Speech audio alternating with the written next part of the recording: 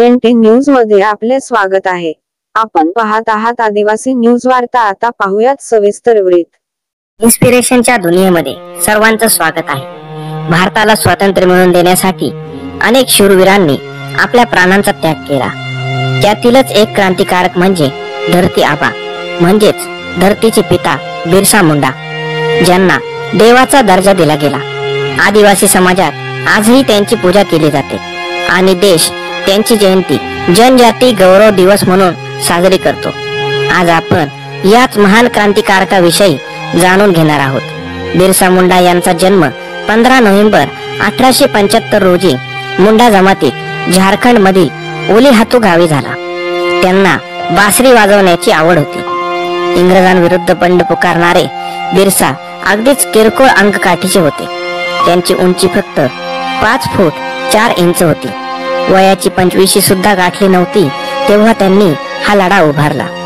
बिरसा यांचं प्राथमिक शिक्षण सालगा येथे जयपाल नाग यांच्या देखरेखीत झालं। एका जर्मन मिशनरी शाळेत प्रवेश घेण्यासाठी त्यांनी ख्रिश्चन धर्म स्वीकारला होता, पण इंग्रजांनी आदिवासींच्या धर्मांतराची मोहीम आखली हे समजल्यावर त्यांनी ख्रिश्चन धर्म सोडला आणि बिरसैत हा नवा धर्म स्थापन केला। मुंडा आणि ओराव जमातीचे लोक या धर्माचं पालन करू लागले। इंग्रजांच्या धर्मांतर धोरणाला त्यांनी एक प्रकारे आव्हानच दिले होतं। बिरसा यांनी 1886 ते 1890 अशी 4 वर्ष काही भाषा या ठिकाणी देण्यासाठी व्यतीत केली। अनेक शूरांनी ठिकाणी त्यांनी आपल्या प्राणांचा ब्रिटिशांविरुद्ध चळवळ सुरू केली। यातीलच एक क्रांती यावेळी त्यांनी एक घोषणा दिली आबा म्हणजे अबुया राज येथे जाना बिरसा महाराणी राज जनडू जाना देवाचा दर्जा दिला गेला। आता महाआदिवासी समाज संपलं, आजही त्यांची पूजा राज सुरू झाला आणि देश मुंडा यांची जयंती आपल्या जनजाती गौरव दिवस दरबारी साजरी कोणताही कर न भरण्याचे आदेश दिले। याच महान क्रांतिकारकाविषयी जाणून घेणार आहोत। ब्रिटिशांच्या धोरणाने मुंडा यांचा आदिवासींची 15 नोव्हेंबर 1845 रोजी मुंडा जमातीने त्यांच्या जमिनीमध्ये ओलीहातू गावी झाला। आदिवासींना जंगलातील वाजवण्याची आवडण्यास प्रतिबंध करण्यात आला। बंड पुकारणारे याच विरोधात अगदी किरकोळ अंगकाठीचे चळवळ सुरू। त्यांची उंची फक्त बिरसा मुंडा हे फूट त्यावेळी मुंडा राज्य स्थापनेसाठी वयाची 25 सुद्धा गाठली नव्हती। बिरसा त्यांच्या भाषणात हा लढा उभारला, घाबरू नका बिरसा, माझं साम्राज्य सुरू झालं। शिक्षण सरकारचं राज्य संपलंय। जयपाल नाग यांच्या देखरेखीत लाकडात रूपांतर एका जर्मन मिशनरी शाळेत आडवे येथे प्रवेश घेण्यास रस्त्यातून दूर त्यांनी ख्रिश्चन धर्म स्वीकारला। पोलीस स्टेशन पण जमीनदारांच्या आदिवासींच्या धर्मांतराची करण्यास सुरुवात केली।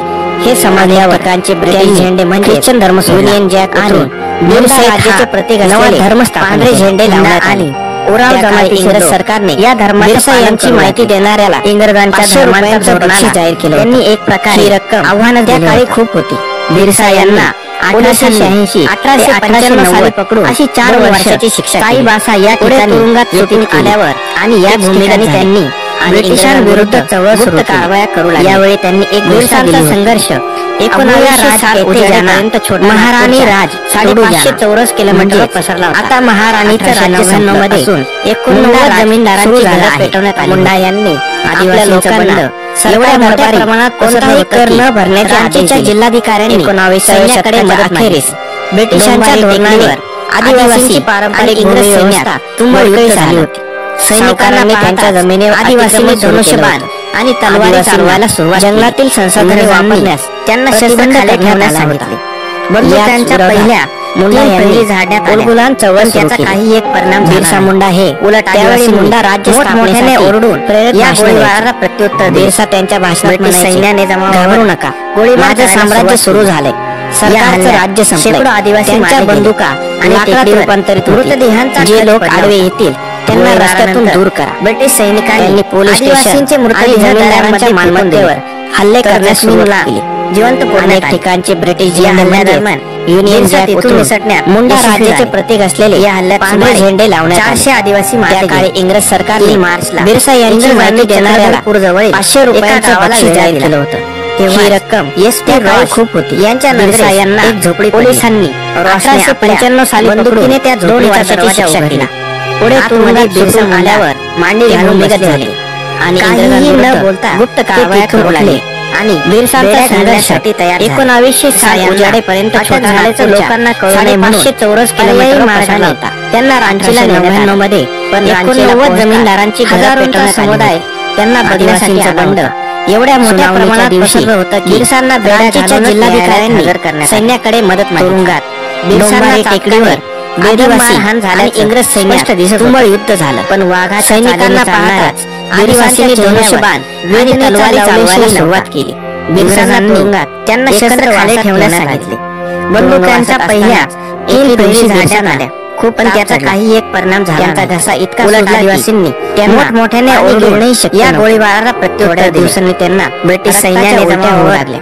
गोळीबार करायला सुरुवात केली. 9 जून या हल्ल्याविषयी रोजी शेकडो आदिवासी मारले ज्योत मावळली आणि टेकडीवरचा मुंडा यांनी देहांचा खच पडला वयात ब्रिटिशांशी लढा दिला. ब्रिटिश सैनिकांनी आदिवासींचे मृतदेह दऱ्यांमध्ये फेकून दिले. व्हिडिओ आवडला असेल तर जखमींना लाईक जिवंत पुरण्यात आले शेअर आणि या हल्ल्यादरम्यान बिरसा तेथून